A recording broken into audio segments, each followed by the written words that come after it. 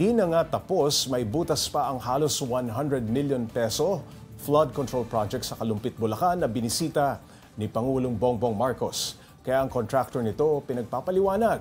Para bigyan ng mukha ang balita, Mobile Journal Julie Baiza.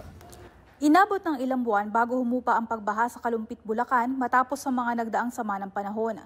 Natatanong tuloy ng marami, kumusta ba ang flood control projects ng pamahalaan? Isa sa mga proyekto sa Barangay Bulusan sa Kalumpit, Bulacan ang binisita ni Pangulong Bongbong Marcos. Mismong si PBBM nakita ang problema. May butas at hindi tapos ang proyekto o dike, taliwas sa iniulat sa gobyerno. Sa kanyang pag-iinspeksyon, napag-alamang kulang ng 200 metro ang proyekto. Questionable rin daw ang pagkakagawa rito. Dahil yung bakal na nandun sa loob, parang hindi na nakabaon sa lupa. Kaya dumadaan yung tubig, tubig sa ilalim naman. Dumadaan, pumapasok ang tubig. Tignan naman ninyo. Kailan last time na ulan dito? Na malakas. Yung bagyo. Yung last time yung bagyo. Mga habagat. Oo, yung habagat dito. Hanggang ngayon, nakita naman ninyo pagpasok namin dito. Tayo lahat, puro parang swamp medyo, hindi na. Ipinasisi din ng Pangulo sa mga diver ang proyekto at nakita raw na hindi maayos ang pagkakagawa nito dahilan para bumigay ang dike. Manipis daw ang semento at hindi pantay ang pagkakagawa. What possible excuse do they have for not doing this? Hindi ko maisip. Dredging pala pa. Tapos, eto pa. Lahat ng flood control may kasamang dredging at saka desiltation. Anong sabi mo sa akin, Chairman? Minsan di ka pa nakakita ng desiltation dito. Kasama sa kontrata yun. Walang na desiltation. Sa isang sulat na binigay sa Pangulo mula sa isang residente, sinumbong din nila na water lily lang umano ang ginawang panambak sa dike. Kaya gusto ni PBBM na magpaliwanag ang contractor ng flood control project sa lugar. St. Timothy to. St. Timothy ang kontratista dito. Kaya titingnan natin, kailangan pasagutin natin kung bakit ganitong ginawa nila. Mas mabuti pa, dapat pumunta sila rito, pakita nila gano'ng kahirap ang buhay na binigay nila sa mga kababayan natin. Dahil hindi pwedeng ganito ang pera. This has been going on for years. Ipatatawag na rin daw ng Pangulo ang lahat ng kumpanya at mga opisyal na dawit sa proyekto.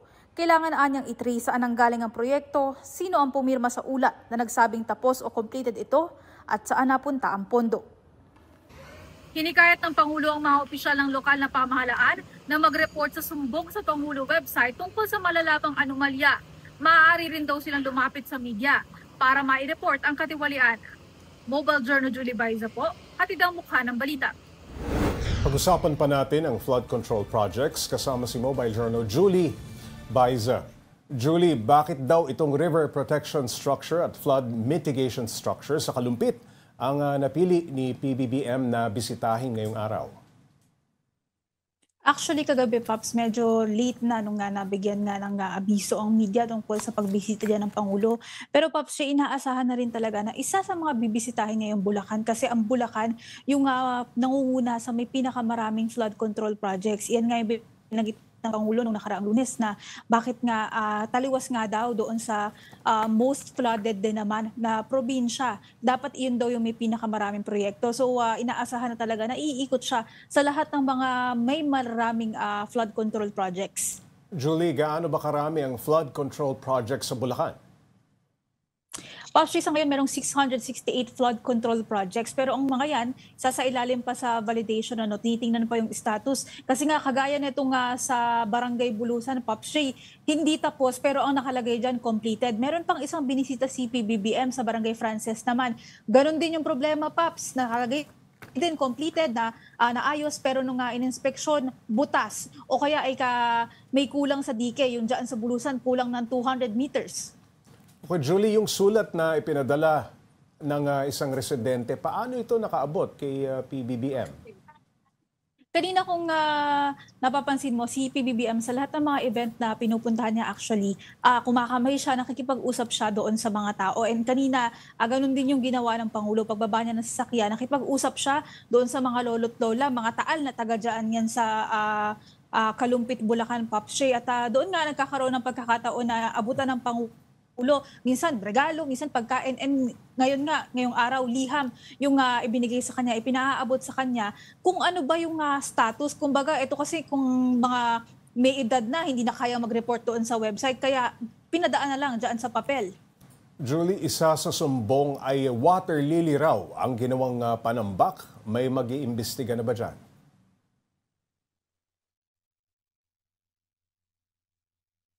Julie? So, Pops J, kasama ni PBBM sa pag-iikot si Bulacan Governor Daniel Fernando. Meron din mga local government officials na doon, yung barangay chairman, ayan, sa katabi ng Pangulo. So naaatasan na rin sila na tutukan itong proyekto. And ano ba yung problema kung bakit nga isinumbong nung residente, yung water lily lang, yung itinamba? Kasi Pops J, sabi nga ni Lola, hindi matibay yung pundasyon noong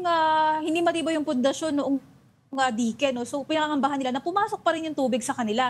Yung water lily kasi, Pops J, karaniwan, di ba, ang ginagamit naman talaga na panambak sa mga ganyang proyekto ay yung sinasabi ng buhos, yung may semento, at talagang matibay para hindi maglilik yung tubig. And ngayon, iyon yung pinoproblema ng mga residente dahil nga sa kanila na rin ang galing substandard at mahina ang pundasyon. Lalo na kung ang struktura dike, magiging ampaw ang kalalabasan niyan, di ba, Julie?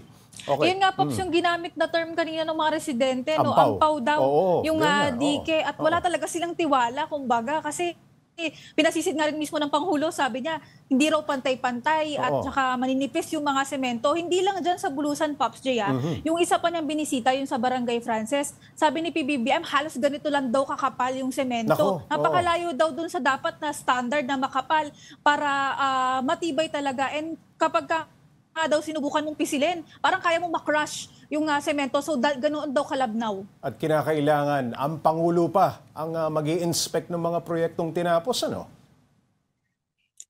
Tinapos ang report, pero Pops J, lilinawin ko, hindi nga kumpleto. Hindi pa kumpleto.